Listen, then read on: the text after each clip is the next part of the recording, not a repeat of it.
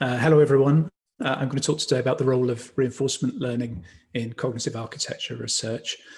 My name's Andrew Howes. My co-author, Richard Lewis, is lurking in the chat. We anticipate an active and critical discussion there, so please feel free to ask any questions that you want to ask. Okay. So here's an overview of the talk. How is it possible to explain human and machine intelligence in a single unified theory? This, of course, has been a long-standing concern for cognitive architecture research for at least 30, maybe 40 years. In this talk, we propose that a new research agenda for cognitive architecture is emerging from an ongoing rational analysis of intelligence. That rational analysis begins with a reinforcement learning problem, which is a functional theory of intelligence. And what we want to show is how a recursive analysis of intelligence implied by RL might be leading to the derivation of a computationally rational cognitive architecture. And we discuss how this architecture might lead to new theoretical insights for cognitive science and perhaps a pathway to unified theory. We want to emphasize that what we're doing is very much reviewing existing examples from existing work in deep reinforcement learning. Okay, so I want to start with thinking about the importance of functionality to intelligence. We've started with an ambitious target, and let's try and unpack what that means a little bit. So at the heart of the cognitive architecture approach is a concern for functionality, which is required for bounded rationality. And our assertion is that modern RL embraces this concern completely and offers important methodological lessons for the CA research program. These are lessons that go beyond the contribution of specific learning mechanisms that might be incorporated into cognitive architectures, which is a different understanding of RL. Much of what we cover in RL, as I've said, is familiar territory, but we hope to provide a new appreciation of what modern RL, which is often seen in a machine learning light, may have to offer to the study of human cognition. Okay, so the special role of functional constraints in cognitive architecture research. So a little bit of background here. We can think about various constraints and their implications. So the constraint, the need to formulate and solve problems, which is what led to the problem space hypothesis in SAW. The need to respond in the world led to the complete end-to-end perceptual motor task models in EPIC. The need for memory, models of causality, etc., via rational analysis led to things like needs probability in the ACT-R cognitive architecture. And the big one, of course, the need for universality led to Newell and Simon's physical simple system hypothesis. And indeed, the class of physical simple systems then became the class of systems within which to search for the human cognitive architecture. And programmability became a distinctive and foundational idea of many of the architectures that we see, so ACT-R, EPIC, etc. So these concerns with functional constraints contrast markedly with conventional psychological theory and even much computational cognitive science. But existing CA approaches, the existing CA approach does not clearly specify a problem for the agent architecture as a whole to pursue. And that problem is, of course, the problem of intelligence. Rational analysis, however, does at least formalize constraints on component problems and derive solutions in response. So let's remind ourselves of the elements of Anderson's rational analysis. So it's defined, rational analysis is defined as a procedure. The first step of which is to specify precisely the goals of the cognitive system. The second step of which is to develop a formal model of the environment to which the system is adapted. The third step is to make the minimal assumptions about computational limitations or costs of computation. And then given those first three components, the optimal behavior function can be used. We can then derive the optimal behavior function. And then, of course, step 5, this is cognitive science. We want to understand humans. We want to examine the empirical literature to see whether the predictions of the behavior function are confirmed. And then we iterate. We are unlikely to succeed first time, and so we want to do is to repeat and refine the theory and try again to explain the data, or indeed to explain more data. So the classic example is Schuler and Anderson's rational analysis of memory, in which they, from the environment, from an analysis of the statistical structure of the environment, derived the idea that memory is a function of needs probability in the environment. So rather than memory merely being a kind of fault with our system, that, and therefore we forget things because things are broken, instead we can see memory as a function of what the agent needs to do. But what would a rational analysis of the problem faced by the whole organism look like, rather than just the component? Okay, so we think that that the RL problem in particular, can be construed as a rational analysis of intelligence. This hypothesis has some overlap, substantial overlap, with the reward is enough idea that's recently been published, and also with Rich Sutton's claim that RL is a computational analysis in Mars sense, and can be contrasted to Newell's knowledge level and to Bayesian rationality, which formalize, in the latter case, formalize inference but not action. So the RL problem, we start with observations, actions, and rewards. It's, learning is from experience with the environment, which provides observation and reward transition functions. Reward is a function of histories of observations and actions, and the goal of the agent is, and this is the critical one, the goal of the agent is to maximize cumulative reward. So it's extraordinarily simple. It splits the problem up into agent environment, but of course, formal definitions of observations, actions, and rewards come with the problem definition, and we'll expand on those as we go through the talk. And of course, sometimes you'll see that we talk about states or beliefs rather than observations. We're not going to unpack that in this talk. There isn't time to do that, but we're just, for the moment, we'll just talk about observations. So note here that we're distinguishing carefully the RL problem from RL algorithms as solutions. We're not talking about RL as algorithms, and we're not talking about RL as a field. We're talking about RL as a problem. So here's an example iterated rational analysis of intelligence that starts from the RL problem. So we start with a minimal architecture motivated by the RL problem, and we iteratively introduce additional components, all designed to help the agent maximize reward. Parameters of the components may be optimized to solve problems of computational rationality posed by the computational constraints of the architecture. For the environment, we'll use Atari as a running example, and we'll draw on existing deep RL architectures. And we highlight interesting novel insights for cognitive science and how the approach differs from the conventional cognitive architecture methodology. So we're going to go through 3 iterations. The first of which is we look at just policy optimization. Then we're going to look at learning, for example, Q-learning, and then third, value equivalent models. And after having done that, we'll look at some further examples that introduce further bounds that will look more familiar as concerns of cognitive science.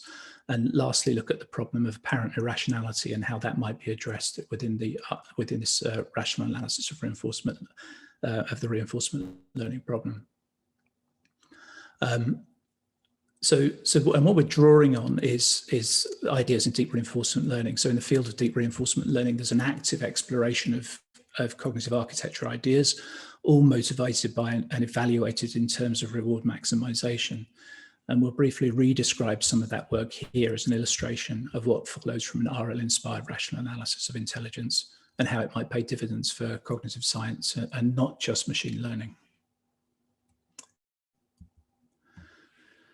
Okay, so to emphasize the point that I've made, what follows is a rational analysis of the whole system, and that's in 2 senses. All components of the architecture, the architectures, the derived architectures, are directly motivated by reward maximization, and also in the sense that the parameterized architectures are proposals for computational bounds, which pose problems to be solved through computational rational analysis. So this is a variant of rational analysis in which computational mechanisms are foregrounded. I'm not going to go into the details now of what that means, but you'll see it come out as we talk. So here's iteration one. Okay, so that was all build up, and then here's iteration one. A rational analysis of intelligence founded on the reinforcement learning problem. So the environments here are Atari games that make a set of actions available, generate pixel observations and rewards. The goal of the agent is to maximize cumulative reward. In this case, it's game score. And the computational limitations, in this very simple case, we'll just say that the agent has a parameterized module, a convolutional neural network, that computes a policy pi mapping observations to actions. The optimal behavior function selects the policy pi star that maximizes reward. So the agent is therefore computationally rational. It selects the optimal policy subject to any bounds imposed by the neural network, which might be virtually none at all, depending upon the complexity of this problem. And this extraordinarily simple analysis, you of course won't recognize it as there being applied cognitive architecture at all, but this is iteration one. And it defines the problem. But despite its simplicity, there's a demonstrated capability to achieve human-level ability to play Atari games. So just to be clear, 1 and 2 here define the reinforcement learning problem, and 3 impose computational limitations that are typical of simple deep RL architectures. So we haven't committed to any of the usual RL algorithms or functions such as TD learning or Q values, etc. So none of that is here. And in fact, a variety of algorithms may be used to solve the optimization problem, including DQN. But used this way, the algorithms are analytic tools to explore the implications of positive bounds with computational rational analysis. Okay. So what we've done here is to impose minimal bounds, focus on performance, and abstracted away from learning. Okay, but in the further iterations, what we're going to do is try and expand upon that. So step 2. So here again, it's a rational analysis of intelligence. It's iteration 2 of Anderson's rational analysis. Here we address the problem of learning directly, and it's the problem of learning from experience to maximize reward. Again, this is going to be familiar to you. So a mathematical analysis of the RL problem leads to the derivation of functions that motivate 2 new candidate functional components of an agent architecture: the state value functions and the state action value functions. And they're illustrated here on the right, and you'll recognize them, I'm sure. So the advantage of this decomposition is that the recursive form of the value function equations motivate well-founded learning algorithms. The components, functions, are not simply plausible good ideas for an architecture for intelligence. They follow from the math under the demands of reward maximization. And this is a key point. So this is why this is a derivation. It's a top-down derivation from the needs through to architectural components. So in the format of rational analysis, we would say that the environments of the Atari games that make a set of actions available generate pixel observations and rewards as before. The goal of the agent is to maximize cumulative reward score as before. But now the computational limitations are different. The agent has a parameterized module, a convolutional neural network that computes a function Q that maps states and actions to expected future reward and commits to an algorithm for learning Q from experience. The optimal behavior function now selects the optimal parameters of the learning algorithm, which are typically called hyperparameter tuning in AI. So this is the key rational analysis step here. What we're trying to do is find the best hyperparameters for the problem. Data, again, human level ability to play Atari games, but not as efficiently as humans are learning. So one way to address that learning efficiency might be through inductive biases, and another might be to allow the agent additional computation through planning. So planning is also motivated by the equations because they lead to dynamic programming algorithms for computing optimal policies. But these algorithms, as any planning algorithm, assume a model of the environment. So in iteration 3, we're going to show how an RL rational analysis of model learning leads to novel agent architectures that incrementally learn environmental dynamics while planning to improve policy. So you notice that at each cycle of the iteration, what we're trying to do is show how an analysis of the RL problem leads to an improvement in intelligence, but also the imposition of new bounds on, in other words, new computational limitations on the problem, and therefore new hypotheses about the structure of the agent and potentially the structure of the human cognitive architecture as well. So it's in iteration 3. So here we're looking at some relatively recent developments in deep reinforcement learning and reviewing how theoretical analysis of the RL problem have motivated new functional components of the architecture that support models of learning, models for learning models of planning. What we need in order to do planning is functions that predict reward, value, and next abstract state. So an abstract here is highlighted for a very particular reason. What we want to be able to do is not just plan with assuming that we've got a full and complete model of the world, but just learn those parts of the model that are useful for learning learning values. This is the key idea in value equivalent models. So the architecture we're talking about is mu0, and it's achieved state-of-the-art results in not just Atari, but in Go and chess as well. And as it's learning to perform the task, it's also learning the environment dynamics, and that's what allows it to do planning. So in the figure, you see that the little hatch square thing. That's the Go state. And that's encoded in the model by a function h into an abstract state S0. And the function g then predicts the next abstract state, allowing planning. Both h and g need to be learnt, and also f here needs to be learnt. So what f does is to map states into values. So every aspect of the planning algorithm is directly motivated by reward maximization. So the novel insight underlying mu0 is, as I've said, value equivalent models. The results of an RL rational analysis asking what is the purpose of state representation in models for planning. So the purpose hasn't been assumed here, and it hasn't been assumed that we need entire state representations, but just state representations that support value estimates.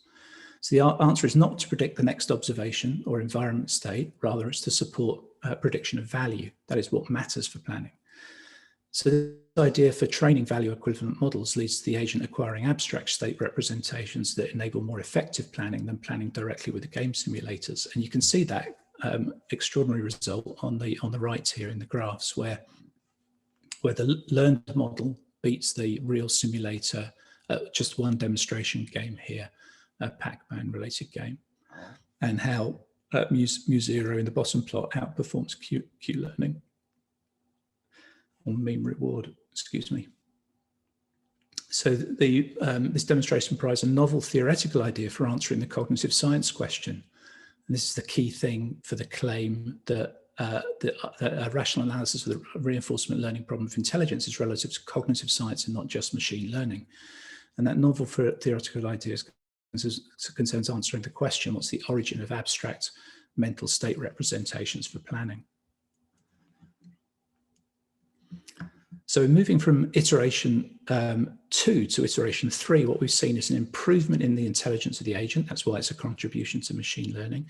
But we've also seen the introduction of new mechanisms for the way in which that intelligence is achieved, and therefore the potential hypotheses about the nature of human intelligence. And then in the structure of the framework imposed by rational analysis, we've got the environments as before, Atari plus Go plus chess. The goal as before is reward maximization. This time the computational limitations are such that the agent has parameterized modules H for encoding observations to abstract states, F for predicting values of abstract states, G for mapping abstract states and actions to predicted reward, a next abstract state, and a fixed planning algorithm. And there are alternative ways that we could formulate that. But the optimal behavior function selects the optimal HFG functions in the parameterized spaces. I'm going to move forward because of the limitations of time.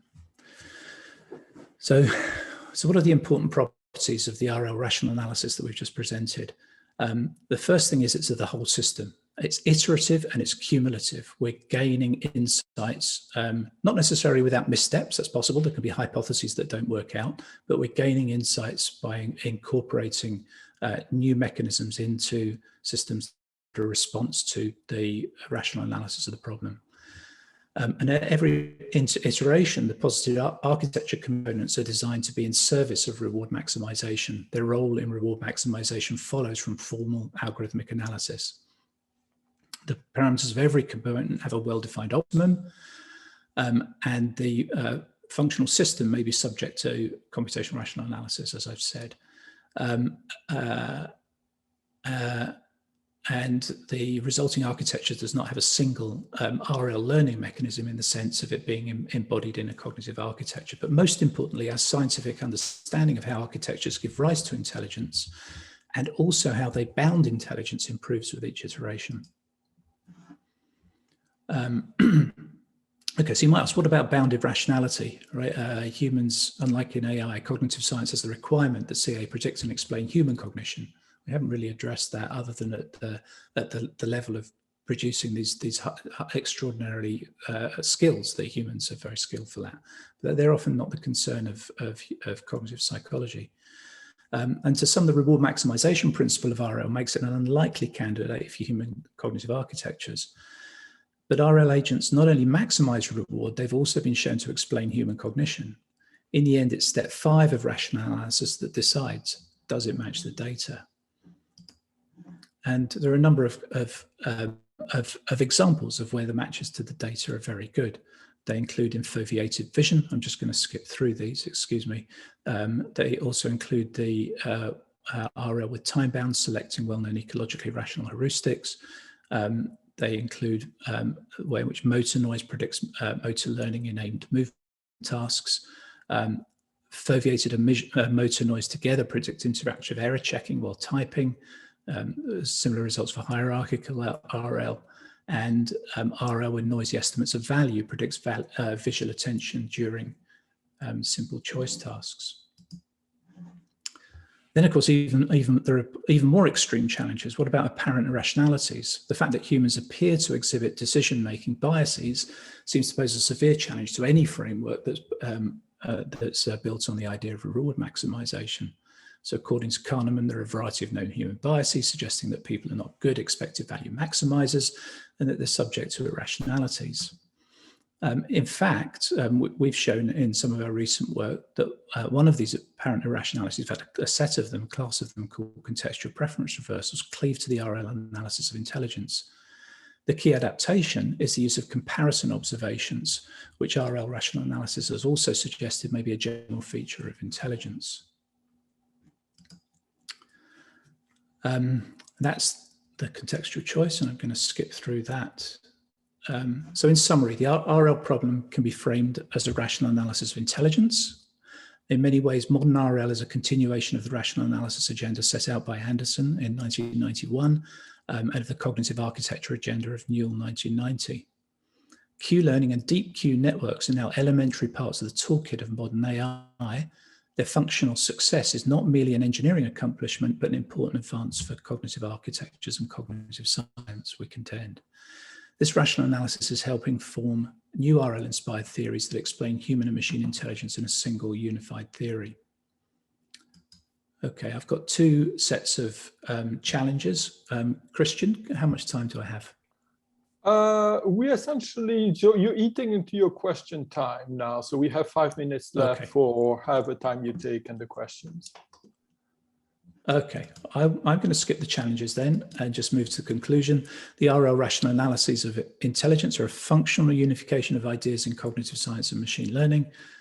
Collectively, they've demonstrated capability to simultaneously be the basis of engineering solutions to hard problems and also explain some functional capacities of human intelligence, for example, play grandmaster level chess. They're definitely a new, they're defining, excuse me, a new agenda for work on cognitive architecture. Thank you.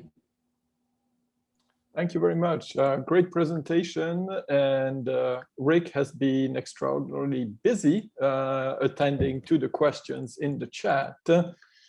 So I will try and sort of take the questions by and large in reverse order, since the earlier questions were already much discussed. And I'll try to do some condensation there. So I will condense two into one. Andrea had asked basically, can you frame cognitive actions in terms of reinforcement learning?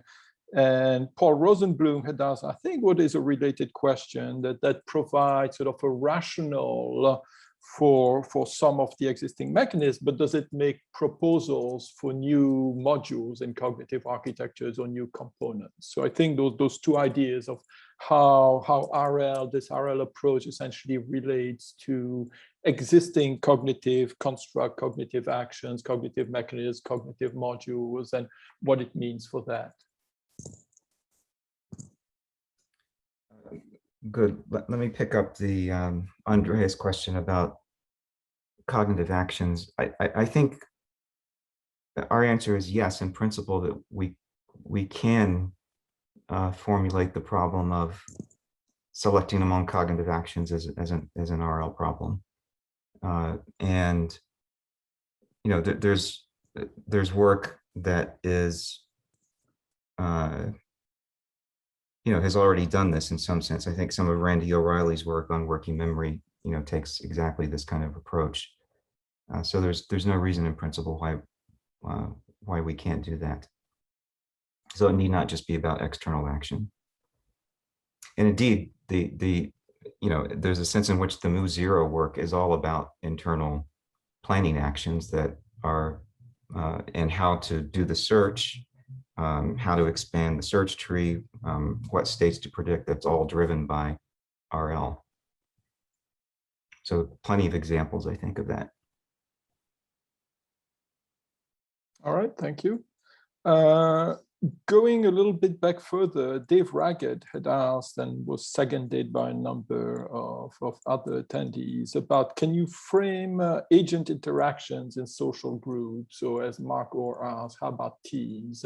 Can you frame those kind of social interactions in the same terms as this? So we haven't done any work on social, I don't think, I'm not sure that Andrew has. I certainly haven't. So this is I think, a bit outside of our wheelhouse. But, a strong position to pursue is that other agents are part of the environment. And so there's nothing fundamental that has to be changed about the framework or the RL problem to take into account other agents. You model other agents, you communicate with other agents. I don't think there's anything about the RL framing that in principle sets those kinds of interactions outside of the RL problem. There are different approaches, and you can take game theoretic approaches and so on, but yeah, I'd be in favor of a kind of purist approach here.